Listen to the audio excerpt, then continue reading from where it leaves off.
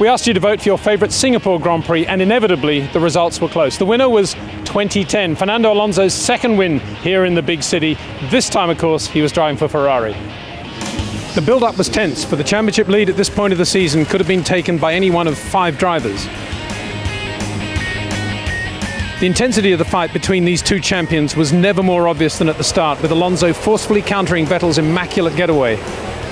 Nick Heidfeld, racing again for Sauber, was quickly in trouble with the two Force Indias of Adrian Sutil and Vitantonio Luzzi, obliging him to stop for a new front wing. Luzzi seemed to be okay until the rear suspension gave way. Vettel had a slight pace advantage with the Red Bull RB6, but Alonso on this demanding street course had the trump card that is track position. A glorious race of tactics seemed to be unfolding until lap 29, when both drivers strangely obviated the undercut and came in at the same time for new Bridgestones. In a double whammy for Vettel, his Renault engine then stuttered for a second or two as he left the pit lane.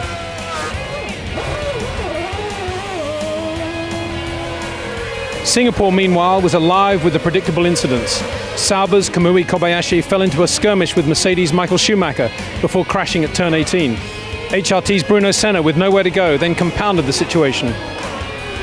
Red Bull's Mark Webber, balked by a backmarker, could do nothing about Lewis Hamilton's decisive move in the McLaren. But then Lewis squeezed him tight onto the apex, massively hurting his title chances. Webber would struggle home in third place, retaining the lead of the championship, and lucky that his damaged tyre would last the next 26 laps. There were more dramas for Schumacher when he came to blows with compatriot Heidfeld. And although Renault's Robert Kubica felt that his tyres were okay, his team's telemetry was telling them otherwise. I didn't have any punches. Robert, it definitely was a puncture. We had no pressure in that tyre now. He subsequently flew on the new set, passing Petrov, Massa, Hulkenberg and Sutil in quick succession. Still, the race was on at the front, with Vettel increasing the pressure on Alonso as the closing phase approached. And still the fireworks persisted down the field. Heikki Kovalainen, tapped by Sebastian Buemi's Toro Rosso with 3 laps to go, found his Lotus leaking fuel. In a decision that prevented any overtaking on the last 2 corners, Heikki chose wisely not to stop his burning car in the pit lane. Stop and get out, it's on fire. Vettel, over the last 2 laps, did his utmost to induce an error from Alonso. Fernando duly bobbled momentarily out of the last corner. The Red Bull loomed large in his mirrors, but Fernando is the master controller of the race from the front. Still, there was no room for Vettel. Fernando crossed the line to win his second Singapore Grand Prix by the margin of 0.2 seconds, with Webber limping home in third place.